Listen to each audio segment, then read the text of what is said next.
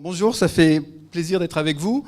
Je vais vous présenter une étude qui a été réalisée avec l'appui des shifters, encore une, et dont vous pouvez trouver un dossier assez complet, assez détaillé sur le site du Shift. Donc, l'idée générale était de construire des scénarios d'émissions de CO2 qui soient compatibles avec l'objectif des plus de degrés. Bon, ici, vous connaissez tous l'objectif suivant. Limiter l'augmentation de température à plus de degrés d'ici la fin du siècle. Et peut-être que vous connaissez aussi la condition donnée par le GIEC pour atteindre cet objectif. Donc il y a une condition. Et la condition, c'est la suivante. C'est ne pas émettre de façon cumulée plus de 2900 gigatonnes de CO2 depuis 1870, ou compte tenu de ce qui a déjà été émis, ne pas émettre de façon cumulée plus de 1000 gigatonnes de CO2 depuis 2011. Donc le GIEC a exprimé une condition très précise, très simple, pour ne pas risquer de dépasser les 2 degrés. Donc j'ai fait symboliser ce mur des 2 degrés. Alors ce que j'ai fait là est un peu caricatural. Vous savez que le GIEC, il s'exprime toujours en probabilité, et donc je devrais dire de façon plus précise que si on n'émet pas plus de 1000 gigatonnes de CO2 depuis 2011, de façon cumulée, on a 66% de chances de ne pas dépasser les 2 degrés. Donc ce 1000 gigatonnes de CO2, c'est une valeur de référence, c'est une valeur moyenne, et avec 2 tiers, entre guillemets, de probabilité. Mais je prie cette valeur de référence, la réalité pourra être pire ou pourra avoir des bonnes surprises. Donc on a alors quelques précisions aussi. Je ne parle que du CO2, je ne parle pas des autres gaz à effet de serre. Le CO2, c'est quand même 80% du problème. Donc ça suppose qu'on mène aussi des actions sur les autres gaz à effet de serre. Je parle d'émissions nettes, c'est-à-dire, on l'a vu avec l'exposé sur les villes de Julien, si on émet 40, mais si on absorbe 20, c'est que la différence qu'on prend en compte. Et puis vous voyez que cette condition, elle rend absolument nécessaire qu'à un moment, on arrive à zéro. Puisqu'on parle de budget cumulé, d'émissions cumulées, et qui ne doivent pas dépasser un certain seuil, mais à un moment, on ne peut plus rien mettre sur le tas de déchets, si je puis dire. D'accord ? Donc on a cette condition. Alors, face à un mur, on a plusieurs attitudes possibles. Il y en a une qui consiste à ne pas voir le mur et puis à continuer à avancer en gardant sa vitesse initiale. Et forcément, on rencontre le mur. Alors, en matière de climat, quand est-ce qu'on rencontre le mur de 2 degrés si on continue comme on est parti, à votre avis, c'est 26 ans. 26 ans à partir de 2011, ça fait une vingtaine d'années à partir d'aujourd'hui. Donc on sait que si on continue comme ça pendant encore 20 ans, ça y est, l'objectif des 2 degrés, il ne pourra plus être garanti. Ou alors, il faudrait rentrer dans le mur, ça veut dire on arrête, on stoppe sa vitesse immédiatement, donc on arrête d'émettre en 2037 totalement. Plus de gaz, plus de pétrole, plus de charbon. Donc vous voyez que cette condition définie par le GIEC, des 1000 gigatonnes de CO2, elle est assez sévère, quoi. On a 20 ans devant nous pour continuer comme on le fait. Alors bien sûr, on va regarder, on va être un peu plus malin que ça, et on voit le mur arriver, on commence à avoir quand même un certain nombre de messages, et donc on va lever le pied, puis on va freiner de plus en plus fort pour ne pas rentrer dans le mur au dernier moment, et ça donne une trajectoire un peu comme ça, où chaque année, on va réduire les émissions de 0,74 gigatonnes de CO2. On part en 2011 de 38 comme niveau d'émission. Alors vous voyez, chaque année, on lève le pied, enfin un peu moins de 1 gigatonne d'émissions, de réduction d'émissions.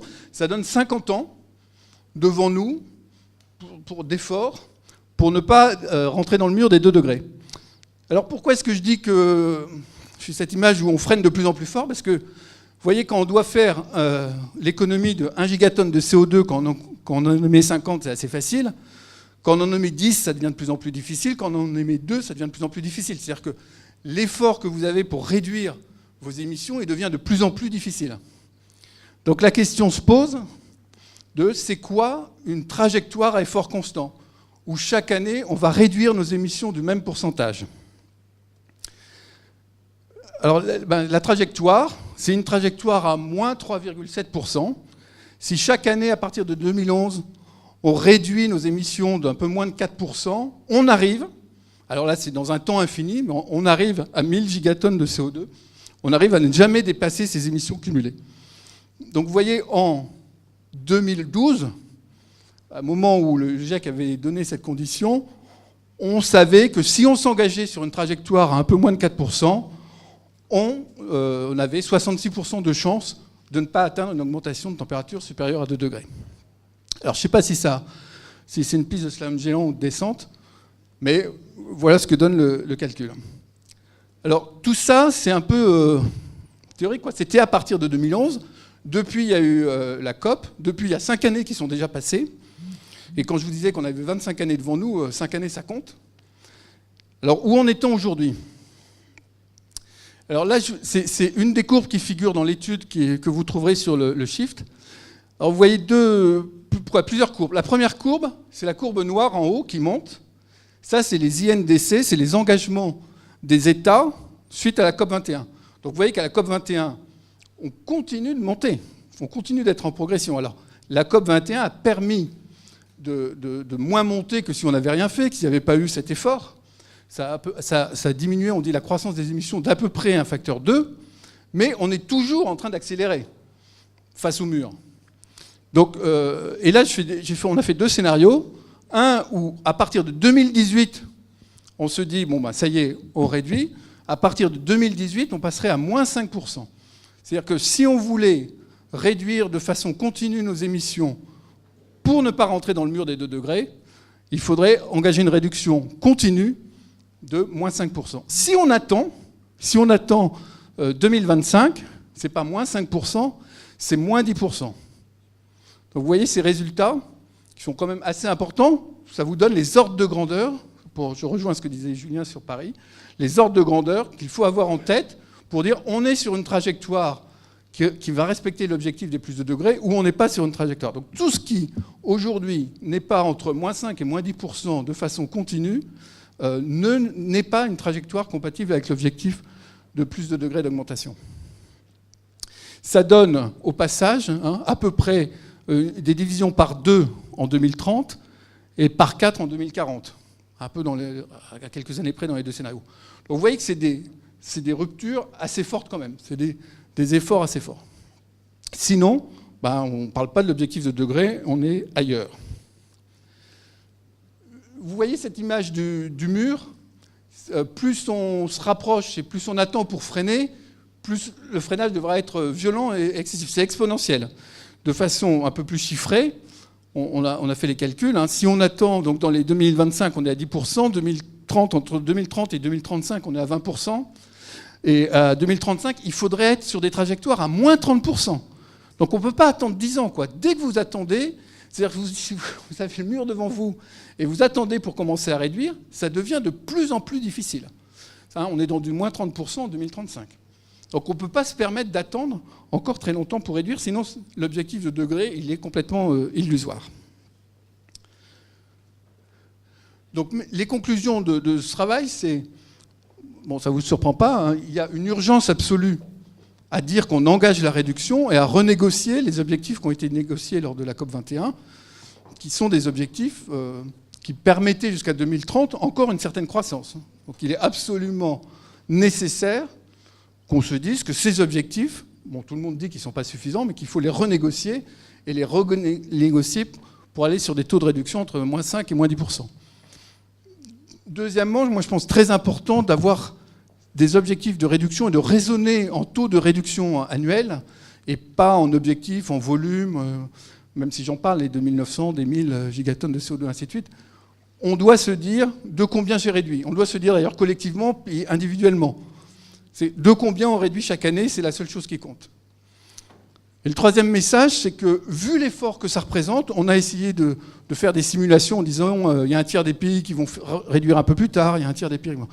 Vu l'effort, c'est impossible qu'il y ait un pays ou une zone qui se mette en arrière. Donc l'histoire, moi, mon sentiment, c'est que la question de l'équité, elle perd complètement de son sens vu l'urgence et vu le travail qu'il y a à faire. On ne peut pas dire on va laisser tel groupe de pays émettre encore un peu parce que c'est normal qu'il rattrape son décalage économique, parce que si, parce que là. Ce n'est plus possible d'avoir un pays qui ne joue pas le jeu. Donc c'est 3 conditions. Conclusion plutôt. Voilà, donc merci.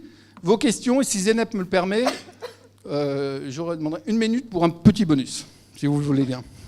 Alors vous allez voir, je ne rentre pas sur les comportements humains, je resterai sur les chiffres. Je voulais juste vous demander, parce que moi ça m'a perturbé, c'est quoi 2900 gigatonnes de CO2 ? C'est-à-dire, ça représente quoi ?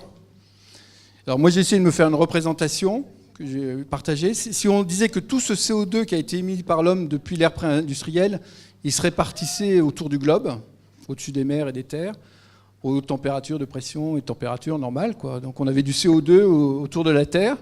Donc à votre avis, ça ferait une épaisseur de combien ce qu'on a émis depuis 1870 ? Je ne vais pas vous laisser calculer, c'est un peu long. C'est 3 mètres. Aujourd'hui, 3 mètres pour les 2900. C'est-à-dire que quand on aura couvert toute la surface du globe de 3 mètres de CO2 gazeux, ça y est, on sera aux 2 degrés. Aujourd'hui, on a émis jusqu'à 2,20 mètres. Autant vous dire qu'on a la tête dans le gaz dès aujourd'hui. Il reste que 80 cm. Hein. On n'est pas loin de plus avoir de quoi respirer, hein, entre 2,20 mètres. Il y a une bonne nouvelle, c'est que vous savez que les océans, ils en prennent à peu près la moitié. Donc on est qu'à 1,10 m, et après, le seuil, c'est 1,50 m. Voilà. Je vous remercie.